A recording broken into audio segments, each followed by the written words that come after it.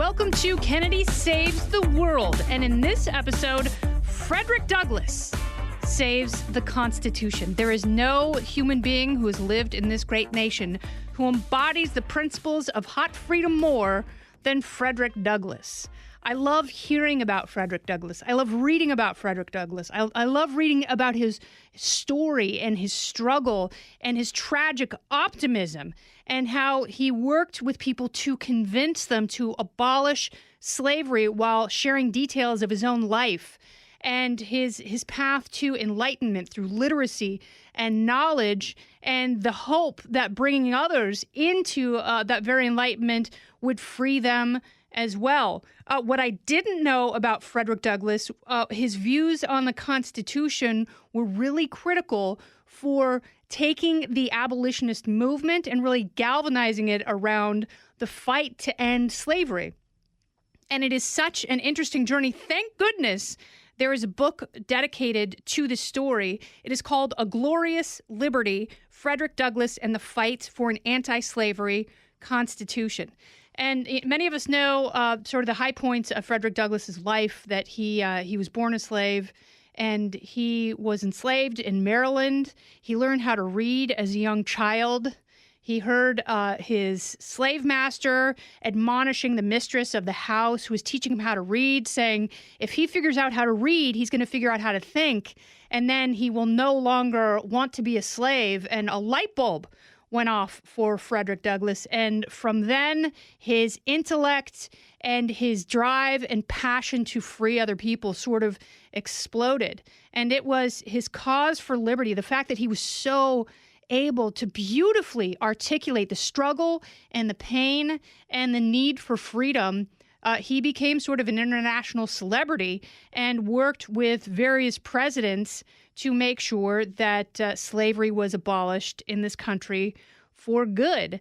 I didn't know that the side of his story that had to do particularly with the Constitution. It's actually really, really interesting. Damon Root joins me. Damon Root is a senior editor at Reason, and he writes beautifully about the Supreme Court and the Constitution and matters of law. This is not his first book. He also wrote a great book about the Supreme Court called Overruled, The Long War for Control of the U.S. Supreme Court, which sort of takes a look at the High Court through the lens of liberty. That's another good book, maybe another conversation for another day. But Damon, welcome to Kennedy Saves the World. Thank you. Thanks for having me. It's great to be here. So let's talk a little bit about Frederick Douglass's early life and how critical was it for him to learn to read at a young age. And where did those ideas spring from? Because he has sort of a complex philosophy in terms of freedom. So it's not just stringing words together, you know, the beautiful and deep thoughtfulness that he had. He didn't know his dad, never really sure who his dad was, only saw his mom a couple of times in his life. So tell me about that. Well, as you say, he's being taught to read as a young boy. He was brought to this family's home as a slave in Baltimore, where he's basically a playmate for a young child, the young white child in the household, and the mistress of the household is teaching them both how to read, and the father says, no, you can't do that. You're going to unfit him for slavery. And Douglass says that he realizes that that's a turning point, that if that's something I'm not supposed to do, then of course I'm going to do that. And he essentially teaches himself how to read. He's gets his hands on books, teaches himself the alphabet, and never stops this process of reading and learning. So he understands that this is a weapon. That this thoughtfulness and literacy is a weapon he can use towards freedom, and it's something that's really at the center of his thinking for the rest of his life. And it's also something that he wants to teach other enslaved people how to read. He wants to teach them how to think, and as if that literacy is in itself a critical bridge.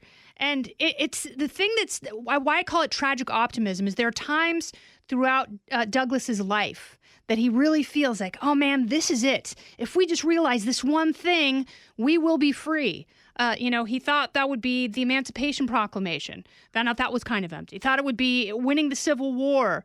That had its fallbacks. Lincoln was assassinated. Johnson essentially wanted to go back to the antebellum South. And, Douglas's struggle through all of this is it's so heartbreaking.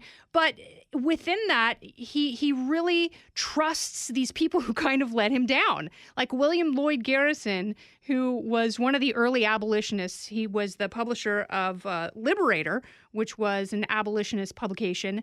And they had a very curious relationship throughout. And Douglass loved this guy. And he wrote a lot about abolitionism. But what I didn't know until I read your book was that Garrison and the Garrisonites despised the Constitution. They felt like it was a pro-slavery document. And Douglass came to realize that it was very anti-slavery. Douglass also, part of his story that's so important is when he was 15 years old, he beat the crap out of a guy who was an enforcer. This is a white guy who was meant to break slaves. So if you had a difficult slave, you would send him to this man and he would beat the crap out of him and beat some sense into him.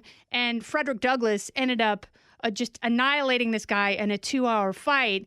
And he really thought that violent struggle was a critical way for people to free themselves. The Garrisonites, they were pacifists.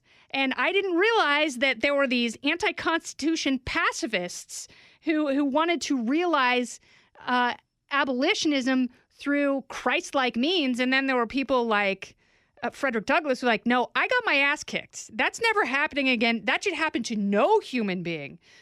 Slavery is so morally wrong. We have to put an end to it. And we may have to put an end to it by force. So tell me about that.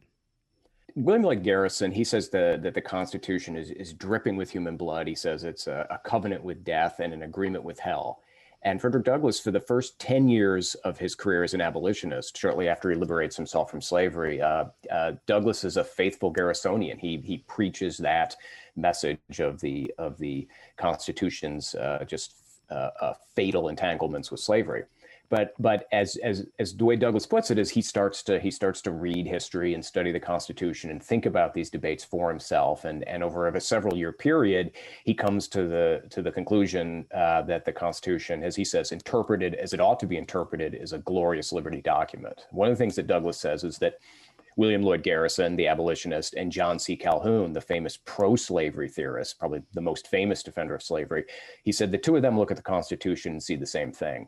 And Douglass started. He understood there was something wrong with that, and that was not the camp that he was finding himself in. He was moving away from the Garrisonians. As you say, he had a big problem with the nonviolence and the pacifism, because one of the turning points he calls it the turning point of his career as a slave is this fight he has with this man Edward Covey, who he's sent to be broken by Covey, and instead Douglass breaks Covey in the fight and says Covey never raises his hand against him again. And that was a powerful lesson for him, that to stand up for yourself, but also, the idea of armed self-defense. Douglass was a big, we might call him a gun nut today.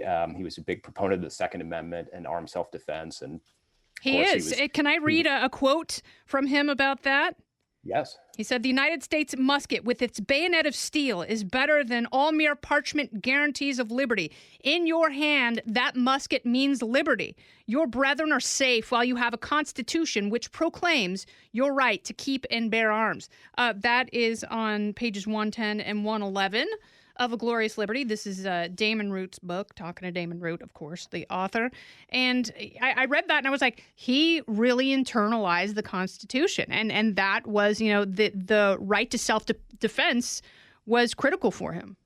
Douglass said his message then, and I mean now, really is that the Constitution and the Declaration of Independence, there are these remarkable, powerful principles of liberty, equality, freedom, just coursing through them.